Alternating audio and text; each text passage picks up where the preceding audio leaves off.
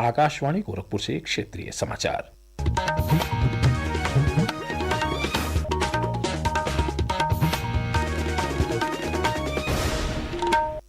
नमस्कार, समाचार बुलेटिन के साथ मैं वेद प्रकाश पाठक। वित्त मंत्री निर्मला सीतारमन ने विकसित भारत के लक्ष्य को प्राप्त करने के लिए 8% जीडीपी वृद्धि दर पर जोर दिया है।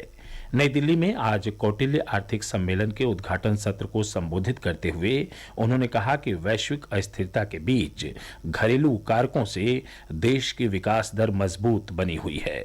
वित्त मंत्री ने कहा कि प्रधानमंत्री नरेंद्र मोदी ने 2 मार्ग निर्धारित किए हैं।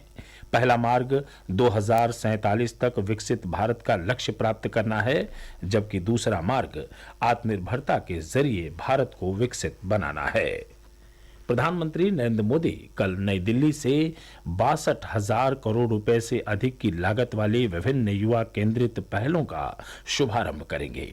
इसी क्रम में वह युवाओं के कौशल विकास की एक ऐतिहासिक पहल के तहत देश भर के 1,000 सरकारी आईटीआई संस्थानों के उन्नयन हेतु पीएम सेतु का उद्घाटन करेंगे।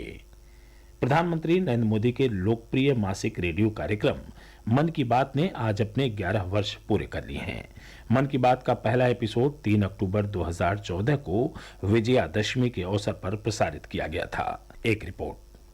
मन की बात कार्यक्रम प्रधानमंत्री और जनता के बीच संवाद का एक महत्वपूर्ण मंच बन गया है। मन की बात कार्यक्रम के एक एपिसोड में प्रधानमंत्री मोदी ने मन की बात के श्रोताओं की सराहना करते हुए कहा कि इस कार्यक्रम की असली सूत्रधार वही हैं। मन की बात कार्यक्रम सरकार और जनता के बीच सीधा संवाद स्थापित करता है, जो लोगों को सामाजिक बदलाव के लिए प्रेरित करता है और राष्ट्रीय एकता पर बल देता है। इस रेडियो कार्यक्रम ने नीतियों को जन आंदोलन में बदल दिया है और ये दिखाया है कि नेता की आवाज देश के हर कोने तक पहुँच सकती है। अमन यादव के साथ शिवांग मिश्रा, आकाशवाणी समाचार, दिल्ली।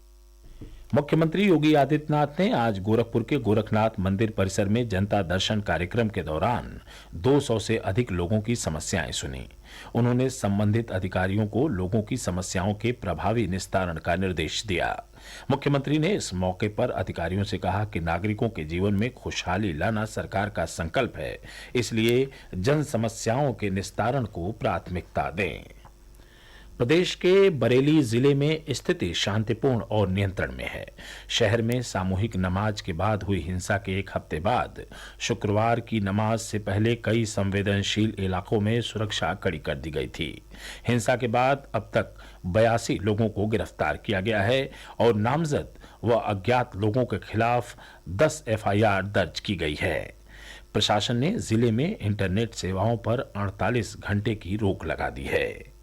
प्रधानमंत्री नरेंद्र मोदी द्वारा घोषित जीएसटी बचत उत्सव समाज के सभी वर्गों को लाभान्वित कर रहा है।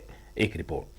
अगली पीढ़ी के जीएसटी सुधारों के तहत सरकार ने स्टेशनरी और शैक्षिक सामग्री पर बड़ी राहत दी है। छात्रों और खुदरा विक्रेताओं को लाभ पहुंचाने के लिए पेंसिल, नोटबुक, कॉपियां, अभ्यास पुस्तिका, ग्राफ बुक और प्रयोगशाला नोटबुक अब पूरी तरह जीएसटी मुक्त हो गया है। पेंसिल, शार्पनर और इरेजर पर अब कोई कर नहीं लगेगा। इसके अलावा जियोमेट्रिक बॉक्स और गणितीय उपकरण सेट पर पहले 12% जीएसटी था, जिसे घटाकर 5% कर दिया गया है। इन बदलावों से छात्रों, अभिभावकों और शिक्षकों के लिए आवश्यक स्टेशनरी और शैक्षिक सामग्री की लागत कम होगी। छोटे दुकानदारों और खुदरा विक्रेताओं की बिक्री में भी वृद्धि की उम्मीद है। नितिका गुप्ता, आकाशवाणी समाचार, नई दिल्ली। दुर्गा पूजा महोत्सव के बाद कल से ही मां दुर्गा की प्रतिमाओं का विसर्जन जारी है। प्रदेश के विभिन्न जिलों में दुर्गा प्रतिमा विसर्जन के दौरान सुरक्षा के कड़े इंतजाम किए गए हैं। हमारे गोरखपुर प्रतिनिधि ने बताया कि वहां पूजा पांडाल समितियों से जुड़े लोग अबीर गुलाल उड़ाते हुए मां दुर्गा की प्रतिमा विसर्जित करने जा रहे हैं। सुरक्षित विसर्जन के लिए कुछ स्थानों पर रूट डायवर्जन भी लागू किया गया है। आगरा के खेरागढ़ थाना क्षेत्र के डूंगरवाला उटंगन नदी में कल प्रतिमा विसर्जन के दौरान 13 लोग डूब गए। स्थानीय प्रशासन के प्रयासों से अंतिम समाचार मिलने तक 6 लोगों को बाहर निकाला जा सका था। इनमें से 5 लोगों की मौत हो गई, जबकि एक युवक गंभीर तौर पर घायल है। प्रदेश के पर्यटन एवं संस्कृति मंत्री जयवीर सिंह ने घटनास्थल का दौरा किया और पीड़ित परिवारों से मुलाकात की। मौसम विभाग ने पूर्वी उत्तर प्रदेश में 5 अक्टूबर तक कहीं कहीं भारी बारिश की चेतावनी दी है।